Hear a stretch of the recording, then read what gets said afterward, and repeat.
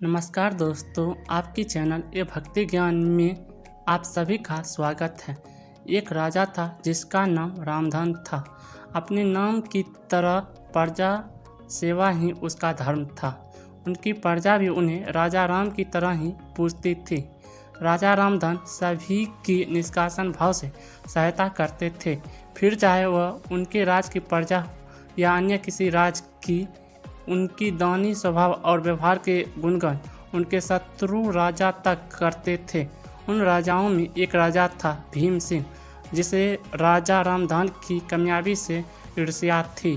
उस ईर्ष्या के कारण उसने राजा रामधन को हराने की एक रणनीति बनाई और कुछ समय बाद रामधन के राज पर हमला कर दिया। भीम सिंह ने छल से युद्ध जीत लिया और रामधन को जंगल में जाना पड़ा। इतना होने पर भी रामधन की लोकप्रियता में कोई कमी नहीं थी। हर जगह उन्हीं की बातें चलती थी, जिसे भीम सिंह को चैन न था। उसने राजा रामधन को मृत्यु दंड देने का फैसला किया। उसने ऐलान किया कि जो राजा रामधन को पकड़कर उसके सामने लाएगा वह उसे 100 सैनिक की मोहरें देगा। दूसरी तरफ राजा रामधन जंगल में भटक रहे थे।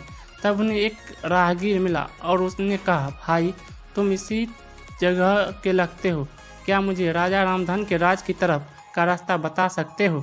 राजा रामधन ने पूछा, तुम्हें क्या काम है हे राजा से? तब राहगीर ने कहा, मेरी बेटी की तबीयत ठीक नहीं है, उसके इलाज में सारा धन चला गया। सुना है राजा रामधन सभी की मदद करते हैं, सोच उन्हीं के पास जाकर याचना करो।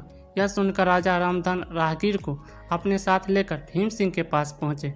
उन्हें देख दरबार में सभी अचंभित थे। राजा रामधन ने कहा, हे राजन, आपने मुझे खोजने वाले को 100 मोहरें देने का वादा किया था। मेरे इस मित्र ने मुझे आपके सामने पेश किया है, अतः इसे वह 100 मोहरें दे दो। यह सुनकर राजा भीम सिंह को एहसास हुआ कि राजा रामधन सच में कितना महान और दानी है, और उसने अपनी गलती को स्वीकार किया। राजा रामधन को उनका राज्य लौटा दिया और सदा उनके दिखाए रास्ते पर चलने का फैसला किया।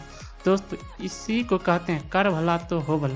कहाँ एक तरफ भीम सिंह राजा रामधन को मारना चाहता था और अंत में राजा रामधन की करनी देखे वह लज्जित हुआ और उन्हें उनका राज्य लौटा दिया और स्वयं को उसके जैसा बनने में जुट गया। महान लोग सही कहते हैं कर भला तो हो भला। रामधन की करनी का ही फल था जो वह हारने के बाद भी जीत गया। उसने जिस तरह सभी की मदद की, उसकी मदद अंत में उसी के काम आई। इसलिए कहते हैं मनुष्य को अपने कर्मों का ख्याल रखना चाहिए। अगर आप अच्छा करेंगे तो अच्छा ही मिलेगा। मानसिक कष्ट होता है लेकिन अंत सदैव अच्छा होता है, कहता है हार की जीत। आशा करता हूँ कि आपको ये कहानी बहुत पसंद आई होगी।